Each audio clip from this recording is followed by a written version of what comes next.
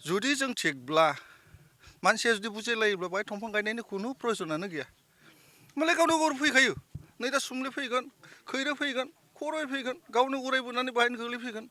बाय गावनो मा रोदोमखांबाय थायो जोंहा बाहाय दंफां गायनायनि खुनु प्रयजनानो गैया जुदि जों मोजांब्ला पाब्लिकआ मोजांब्ला दा बैहाय हा दं बेखौ फानदों बैहाय खारदों बेनो नै दा एफारेनि नामाव मा होनबावनो बहुद खोथा दं बेफोराव एफारेनि नामाव हाखौ होबाय लेन्ड टाइटेल मोनबाय सोरनोबा फानबाय ब्लड बै हा गोदानाव थांलायबाय आरो बाहाय एफारे एप्लाइ खालामबाय बे सोलिगासिनो दं फार्स्ट अफ अल माबानि दिनैनि बे दंफां गायनाय माबाखौ फोरबोखौ लानायाव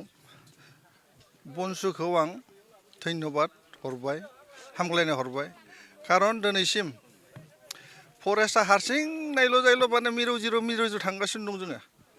हारसिं ओरैनो खुगाजोंसो मानसिफ्रा फरेस्टखौ हेल्प खालामो साहा दखान रायलायनानै दंफां दानजोब्बाय एनभाइरनमेन्ट नस्थ' जाबाय बेफोरखौ बुंलाबाय थायो खिन्थु रावबो दावखोबोआ डिपार्टमेन्टखौबो माबा मोनसे हेल्प होनो थाखाय बिसोर दावखोबोआ आरो जोंखौ सापर्टिंबो खालामा बेनि गेजेराव दिनै बनसुआ जोंखौ फरेस्ट डिपार्टमेन्टखौ बेबादि दावखोबोनायाव बा जोंखौ हेफाजाब होनायाव आं बिसोरखौ हाजार धन्यबाद होबाय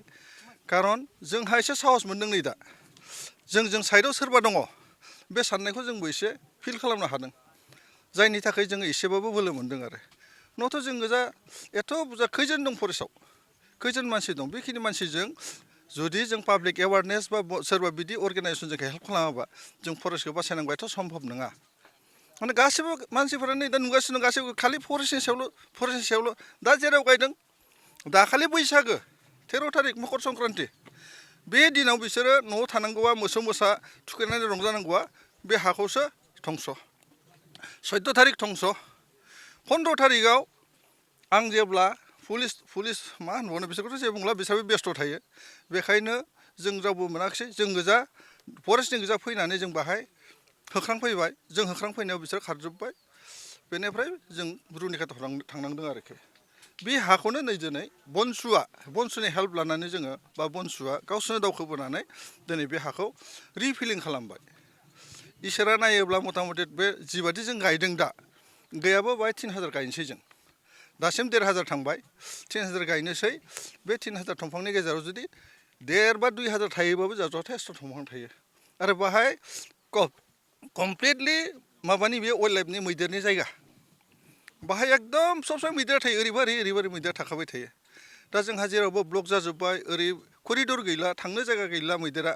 बेखायनो जेराव एसे मोनो बाहायनो थायो बेबो जायगामोन नै दा बेखौबो सिफायनायनि बेब'स्था लाबाय माबाफ्रा जोंनि पाब्लिकफ्रा एसे एवारनेस होदो एसे मोजां जादों मानसिफ्रा बुजिदो दंफांखौसो नांगौ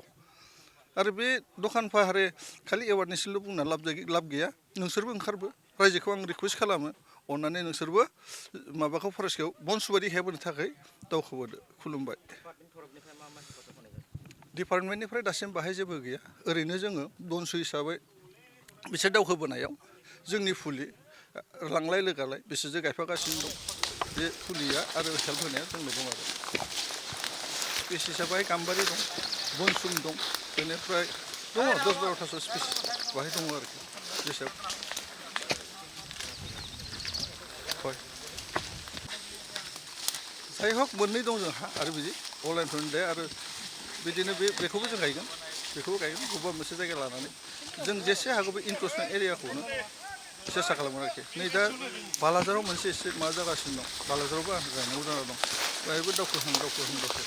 दाखालि बेखौ लानानैनो आरो बालाजाराव एसे जादोंमोन जों दा फ्रिकुवेन्ट रेगुलार बालाजारावनो नांथाबगासिनो दं बाहाय गैथ'ला हिसाबै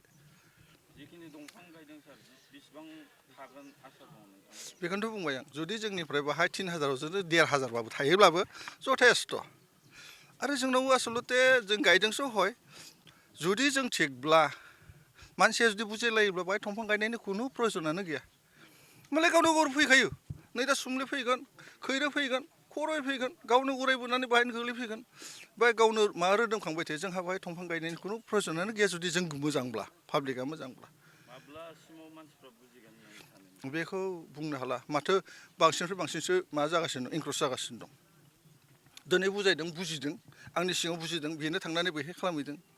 बिदि जागासिनो दं दा बैहाय हा दं बेखौ फानदों बैहाय खारदों बेनो नै दा एफारेनि नामाव